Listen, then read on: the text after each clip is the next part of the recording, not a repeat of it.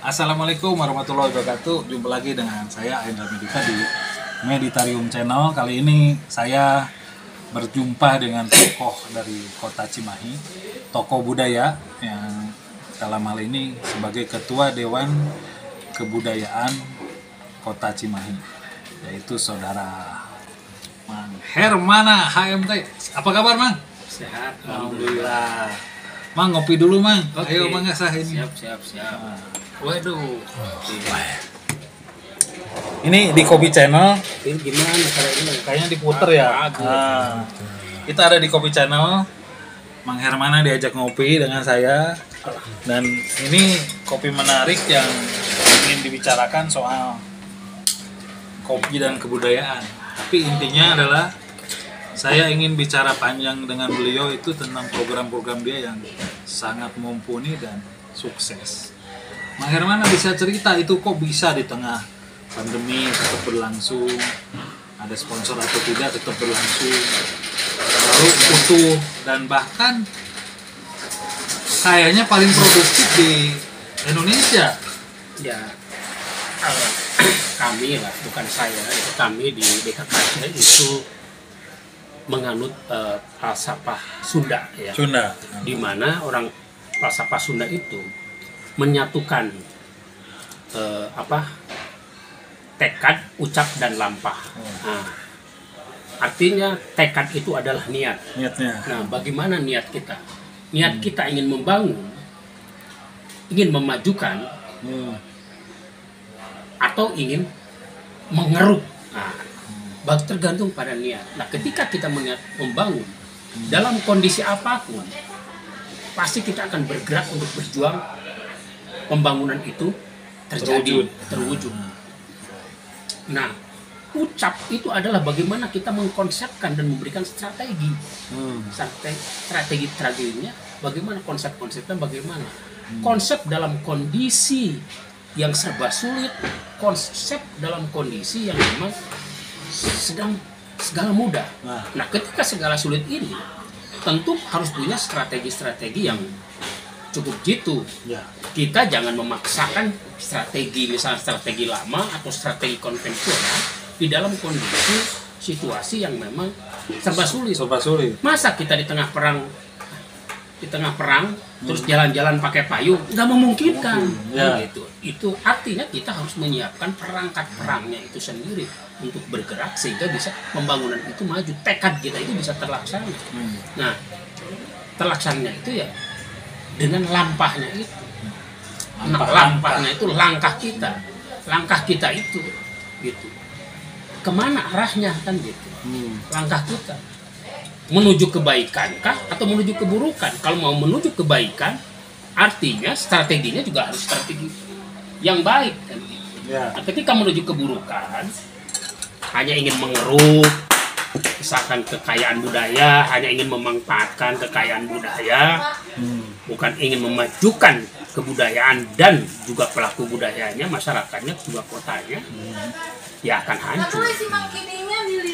Jadi lampah kita itu harus dibarengi dengan kejujuran, keikhlasan Dan tanggung jawab. Iya, di sana kejujuran berarti ada tanggung jawab dan keikhlasan. Kalau nggak ikhlas di kerja kebudayaan itu tanpa pamrih.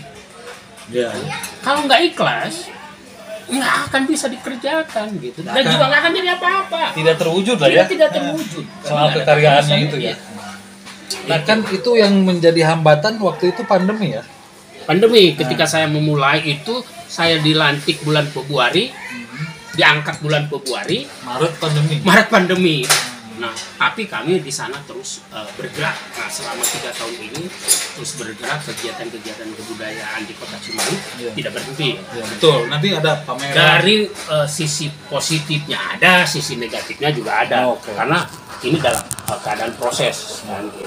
Dan itu ada pertunjukan, ada kajian, semua ada. Bahkan kita penghargaan ya. Buku, penghargaan juga ada. Penghargaan insya Allah tahun depan itu kita memberikan penghargaan. Nah, Mang Hermana sendiri atau memang bersama tim di Pusat Kebudayaan itu? Kami bersifat kolektif kolegial. Jadi tidak sendiri. Tidak sendiri, ya? Bahkan apa yang dilakukan kami itu ya atas kesepakatan bersama. Kesepakatan bersama. Karena membangun kebudayaan itu memang harus. Nah, peran Pemda apa? Pemda Kota Cimahi. Wali kotanya kan kalau nggak salah masuk penjara juga ya? Ya, kami ke Pemda itu memberi masukan terutama masalah Kebudayaan. regulasi tentang kebudayaan. Regulasi apa itu penting karena ada di tangan pemerintah. Kami senantiasa berbicara dengan DPRD-nya, dengan wali kotanya dan dengan dinas-dinasnya. Dan program-program dinas itu atas masukan dari Dewan Kebudayaan. Jadi Dewan Kebudayaan ini bersifat legislatif dan eksekutif. Nah, legislatifnya itu merumuskan, membantu juga merumuskan program pemajuan kebudayaan yang dilakukan oleh pemerintah. Bahkan memberi advice ya? Ya, memberi advice. Nah, itu juga sebagai eksekutif ya. Jadi melaksanakan kegiatan yang memang notabene-nya pelaksana utamanya adalah pelaku budaya itu sendiri. Yang dijagokan apa aja? Ada festival air, festival apa itu memang kekuatan yang menjadi continuity. Ya, ada beberapa lah yang memang kami untuk dijadikan kegiatan tahunan. Festival air itu berhubungan dengan masalah pemeliharaan lingkungan hidup, pemeliharaan air sumber mata yang ada di plaza itu, plaza Cimahi, yang khususnya ya di Kota Cimahi. Cimahi. Tapi kegiatannya kita memang dilakukan di plaza. Di sana ada sungai, kan gitu, ada sungai Cimahi. Direspon ya, kami merespon itu juga karena juga merespon bahwa pencemaran air lingkungan di Cimahi itu sudah sangat tinggi. Apa banyak industri? Kan penduduknya padat, juga industrinya padat. Jadi semua kotoran-kotoran itu banyak yang dibuang ke sungai. Apalagi Cimahi Selatan itu lebih karena banyak industri, limbah banyak di air itu lebih tinggi. Itu bahaya itu. Sangat bahaya, bahkan sampai tim Jarum Tarum beberapa kali pernah menutup saluran pabrik-pabrik itu supaya memang bikin AMDAL yang baik. Ya itu tadi ada Citarum Harum. Ya. Itu kalau nggak salah proyeknya Siliwangi itu. Ya, itu gede yang itu dilakukan oleh tentara. Kami tidak mengikuti. Kami tidak mengikuti itu, tapi itu kami menjadi proyek internasional karena ada bantuan dari internasional. Kami hanya melakukan advokasi terhadap masyarakat tentang pencemaran lingkungan, terutama tentang air. Lingkungan dan pendekatannya ke kebudayaan. Lewat kebudayaan. Setuju banget. Lewat kebudayaan. Nah, kemudian juga Cimahi itu kan menjadi pusat militer dari zaman pemerintahan Belanda. Maka itu menjadi heritage-nya militer yang dimiliki oleh Kota Cimahi. Nama bukunya ada kalau nggak salah itu. Buku tentang heritage memang belum, tapi ada buku yang memang menuliskan buku tentang sejarah perjuangan Kota Cimahi. Kami terbitkan lah tahun kemarin. Termasuk sebuah drama ada juga. Ya, kami pentaskan juga drama yang memang berhubungan juga dengan peristiwa-peristiwa sejarah di Kota Cimahi. Jadi heritage dan sejarah Kota Cimahi itu cukup panjang dan cukup banyak kan gitu, menjadi sejarah perkembangan Indonesia. Fenomena ya. Jenderal besar yang ada di Saat Indonesia itu pernah ke Cimahi semuanya karena melakukan pendidikan di sana. Saya rasa seperti itu karena SBY kalau nggak salah pernah di Cimahi Ya. Dan salah satu anaknya pernah lahir di Cimahi. Bahkan itu tokoh penting itu namanya Doni Monardo itu orang Cimahi. Lahir. Ya, tokoh penting masa perjuangan juga semacam Urip Sumarjo. Itu kan di Cimahi. Ya, Jenderal Urip Sumarjo, tokoh pahlawan. Ya. Nah, saya ingin minta pandangan Mang Hermana sebagai tokoh budaya Cimahi dan budaya Jawa Barat. Apa kendala yang paling menghalangi? Apakah kebijakan birokrasi atau karena memang tidak adanya supporting dari pemerintah setempat atau pemerintah provinsi? menyamakan persepsi sebenarnya. Menyamakan persepsi. Lebih kepada menyamakan persepsi. Semua sudah paham tentang bagaimana kemajuan kebudayaan, tapi beda persepsi. Nah, ketika beda persepsi ini mungkin karena juga beda dasar pijakan atau beda dasar pengetahuannya. Pengetahuan. Nah, padahal sebenarnya kita sudah punya dasar pijakan, misalkan Undang-Undang Kemajuan Kebudayaan, peraturan pemerintah tentang kebudayaan, menteri, bahkan sampai di Cimahi sudah punya perdanya tentang kebudayaan. Oh, itu perda sudah punya menentukan perdanya. karena kan Nah, yang menggodok perda dari DPRD ya. Iya. Nah, disetujui wali kota. ini komunikasi ini masih belum klop, sehingga ketika kemajuan kebudayaan itu masih tersendat-sendat ya, karena harus ada implementasi. Nah, masalah implementasinya ini, implementasi dari perda ini yang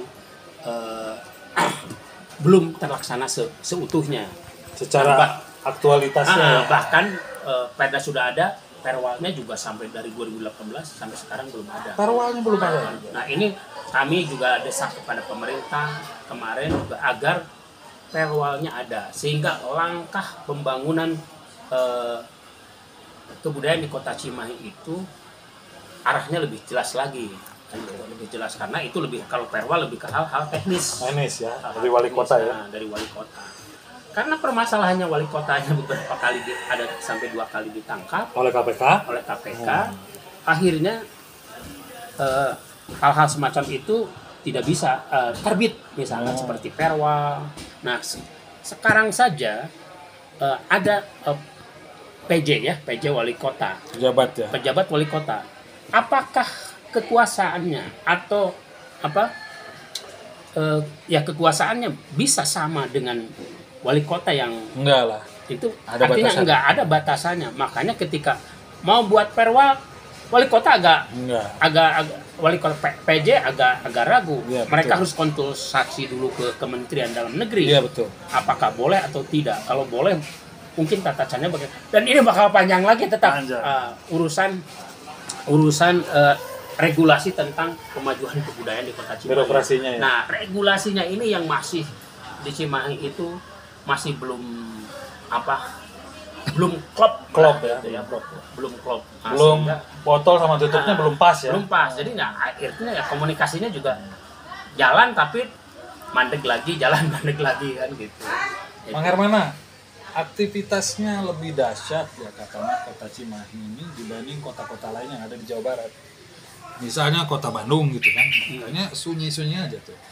Nah, saya ada sedikit pandangan apakah memang Cimahi ini akan muncul sebagai sebuah kekuatan baru dari perkembangan kebudayaan dan kesenian yang tanpa henti terus ada eksplorasi, pertunjukan, pameran. Selama kita punya pegangannya terus dijalankan, yang tadi konsep tekad ucap lampahnya itu dijalankan, tidak diabaikan, maka itu akan terus berjalan. Nah, kan apa yang dilakukan banyak misalnya oleh Dewan Kebudayaan di Kota Cimahi, muncul ini itu kan lampahnya. Lampah dari lampahnya itu sendiri. Lampah itu yang menentukan sikap. Saya mau sampaikan ke teman-teman yang aktif di kebudayaan, bisa disaksikan nanti pertunjukan dari Kota Cimahi. Cuma ada pernyataan terakhir nih dari saya ke Mang Hermana. Apakah Mang Hermana ini dengan satu periode Ketua Dewan Kebudayaan akan lanjut atau ada punya tujuan lain? Silakan Mang Hermana. Saya Cukup sebenarnya saya ingin memberikan estafet itu pada generasi muda. Pada generasi muda. Jadi saya tidak ingin bahwa saya terus menjadi ketua bercokol di sana, mungkin tidak, karena kalau kelamaan itu sulit membangun perubahan ya. Walaupun ada perubahan mungkin sedikit biasanya kalau sudah inginnya ada estafet kepada generasi muda. Jadi tongkat estafetnya diberikan kepada yang muda. Yang muda-muda, karena mereka itu penerus yang memang akan panjang Menjadi tolok ukur ya. menjadi memajukan kebudayaan di Kota Cimahi. Cimahi. Sebagaimana ini Hari Sumpah Pemuda. Nah, hari ini ya. Cokro Aminoto itu mendidik para pemuda kan gitu ya, para pemudanya, sehingga melahirkan pemimpin-pemimpin yang baru dan kuat gitu, yang hebat-hebat, sehingga melahirkan Indonesia Merdeka itu karena dari gerakan-gerakan misalnya Cokro Aminoto dan yang lainnya. Menjelang Sumpah Pemuda menjadi Indonesia menggugat dan Indonesia merdeka. Itu sebenarnya desakan rumusan-rumusan dari sana. Pemuda itu penting untuk menjadi estafet gitu. Tong aki-aki deui, apalagi aki-aki yang pembohong. Saya setuju tuh dengan yang pembohong. Nggak boleh yang membohong itu. Minta terakhir statementnya. Apa Cimahi punya kredo kebudayaan? Cimahi itu kredo kebudayaannya. Kredonya Saluyu ngawangun jati mandiri. Keren. Artinya apa nih? Pengertian biar tahu orang Indonesia semua. Jadi Saluyu ngawangun jati mandiri. Jadi sama-sama itu membangun bersama ya. Jati itu jati semua keadaan kota atau apapun yang di kota ini. Jati diri kan? Ya, menjadi jati diri sambil membangun jati yang mandiri gitu. Jati diri yang mandiri. Ini loh Cimahi kan gitu. Artinya benar-benar ya bersama jati mandiri. Jati diri ini kan halus yang utuh. Iya. Bukan palsu kan? Bukan palsu. Gitu. Jadi sejujurnya adalah jati diri yang mandiri keaslian. Inilah Cimahi kan gitu. Tidak seperti ini, tidak seperti itu, tidak seperti ini. Itulah jati diri bangsa, jati diri Cimahi, dan jati diri kebudayaan yang ada di Indonesia ada di Cimahi. Kang Hermana telah memaparkan konsepnya yang jelas. Dia ingin semua, walaupun dia nanti tidak menjabat, memberikan tongkat estafet ke yang lebih muda, seperti sosok besar Host Cokro Aminoto, di mana hari ini nih Sumpah Pemuda, hari yang menjadi tolok ukur pembangunan dan tokoh-tokoh bangsa Indonesia menuju nilai luhur bangsa dan mendapatkan martabat dan kebudayaan yang lebih tinggi. Terima kasih. Nantikan dengan sumber-sumber Melitrum lainnya. Salam. Assalamualaikum warahmatullahi wabarakatuh. Makasih Mang Her. Ngopi lagi Mang Her. Ya.